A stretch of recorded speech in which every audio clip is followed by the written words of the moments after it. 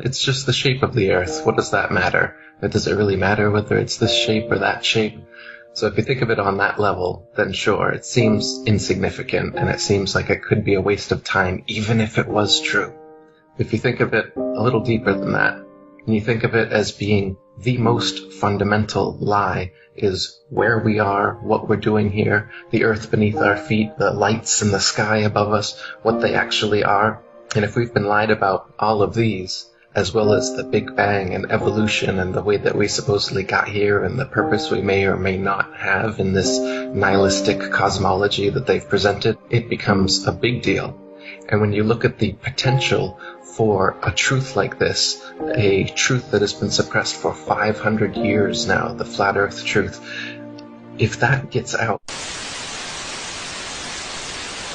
Well, it turns out I was recently in Dubai, where they have the tallest building in the world, and I did a quick calculation, and I confirmed it with others there, that in fact they print separate tables for residents at the top of this building because the sun sets later if you are at the top of that building than if you are at the base. Because that building, and for you have it up there now, that's the actual tweet. From the top, this building is 30% taller than what the World Trade Center was. It's crazy tall, and that's a picture I took while I was visiting Dubai. So the sun sets 2 minutes later for you at the top because you're seeing that much farther over the earth, curvature of the earth. Yeah. Well, I don't know if they'd have an answer for that. Well, they can't. They wouldn't. I don't know if they'd have an answer for that. Well, they can't. They wouldn't.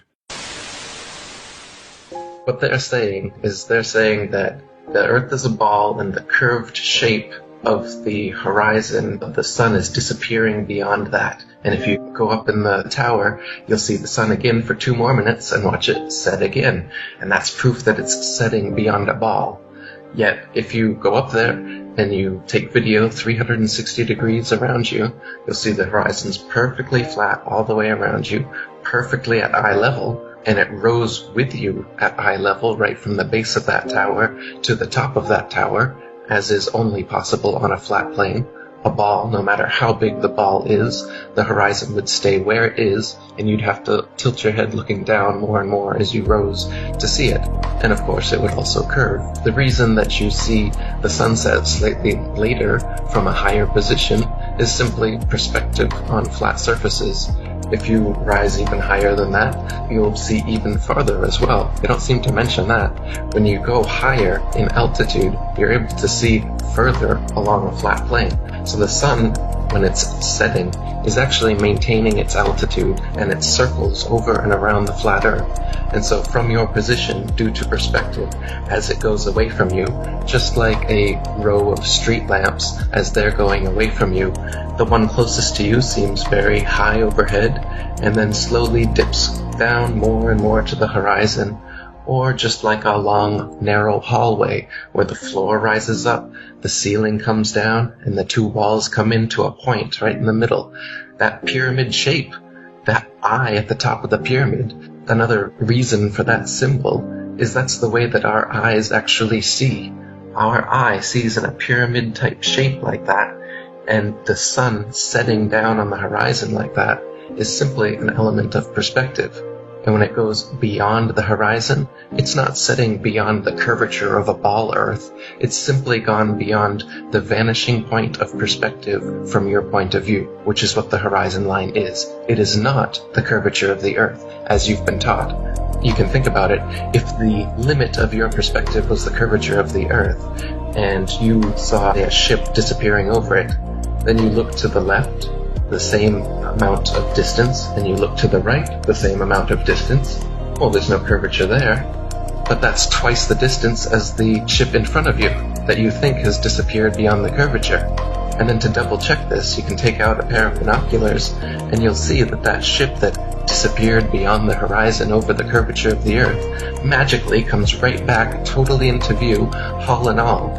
And that's because it's simply gone beyond your perspective, which you can bring back into view with technology or by gaining altitude, like by going up in a tower.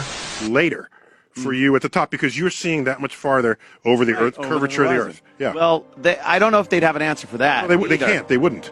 It's the same thing as the ship disappearing over the horizon. You can bring these cityscapes that are supposedly refractions of light, like the Chicago skyline that made a big stir 60 miles away. Oh, it's just light being refracted. Well, use the binoculars and you can see all the way to the base of the buildings. Again, this is an artifact of perspective, that the things closest to the horizon disappear before the things farthest away. So the hull of a ship going away from you disappears before the masthead. But by using binoculars, it comes fully back into view.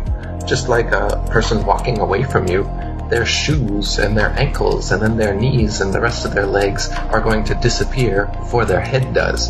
But that doesn't mean that they're walking over the curvature of a ball Earth.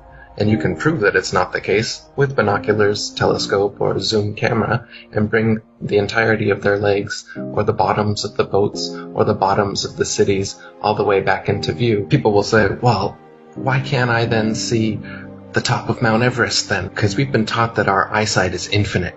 We've been taught that the closest star is 25 trillion miles away, and the light comes from 4.2 light years away from us. It has to take that much time just to reach our eyes. So we've been taught that our eyesight should be able to see infinite distances. But again, you've been lied to. The stars are not that far away. You can zoom in on them, and they are right in your face, looking like a prismatic, constantly changing disco ball of watery electricity.